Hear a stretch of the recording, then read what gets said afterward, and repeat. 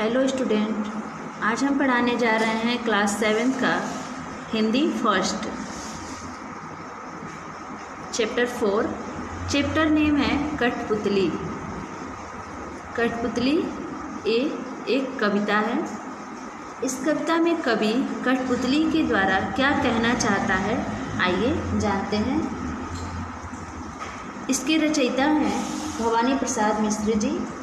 इन्होंने अपनी कठपुतली कविता के माध्यम से स्वतंत्रता का संदेश दिया है।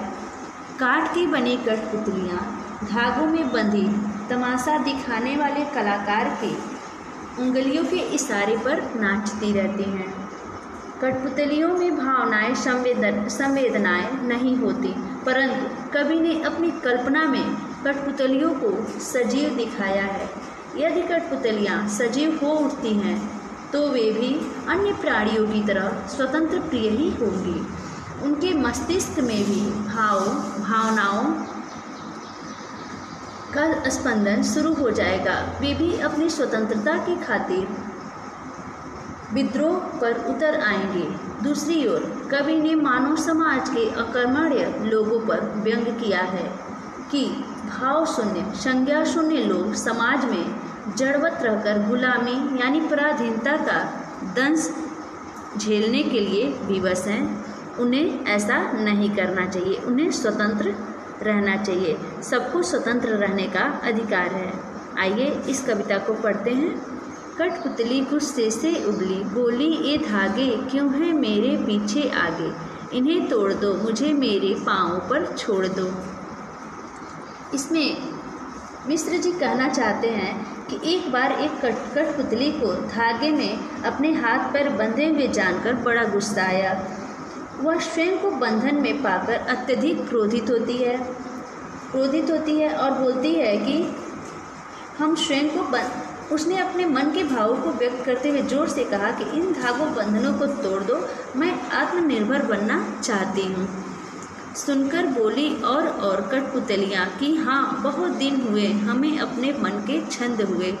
मगर पहली कठपुतली सोचने लगी, ये कैसी इच्छा मेरे मन में जगी। जब सारी कठपुतली में से एक कठपुतली ऐसा बोलती है तो उनके साथ और भी कठपुतली उनके समर्थन में खड़ी होती हैं। पर पहली कठपुतली की आक्रोश भरी बातें सुनकर अन्य कठपुतलियाँ भी उसके समर्थन में बोली, हाँ, हमें भी बंधन मुक्त होना है। बहुत दिन हुए बीत चुके हैं।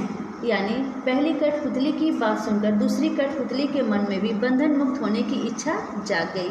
परंतु तभी पहली कठपुतली सोचने लगती है, जिसने सबसे पहले स्वतंत्र होने की मांग की थी, सोचने लगी कि उसके मन में आखिर स्वतंत्र होने की भाव कैसे पैदा हो गए। अब वह जागरूक हो गई है कि इन सब की स्वतंत्रता की जिम्मेदारी भी अब उस पर है, इसलिए सोच समझकर कदम उठाना आवश्यक है। ये हमारा कविता हो गया। हम आपको इसका सारांश बता दिए। इसके रचयिता हैं भवानी प्रसाद मिश्र जी। हमने आपको इसका सारांश बता दिया है। इसके रचयिता भवानी प्रसाद मिश्र जी हैं। आप भी इस चैप्टर को पढ़ेंगे, ये आपका होमवर्क है, और इसका अर्थ समझेंगे कि हमें अपने जीवन में कैसे जीना चाहिए, स्वतंत्र होकर जीना चाहिए। और इस पाठ से हमें यही शिक्षा मिलती है कि हमें भाव शून्य संज्ञा शून्य बनकर इस समाज में नहीं रहना चाहिए और किसी की पराधीनता का दंश हमें नहीं झेलना चाहिए। आपकी क्लास ओवर होती है। Thank you.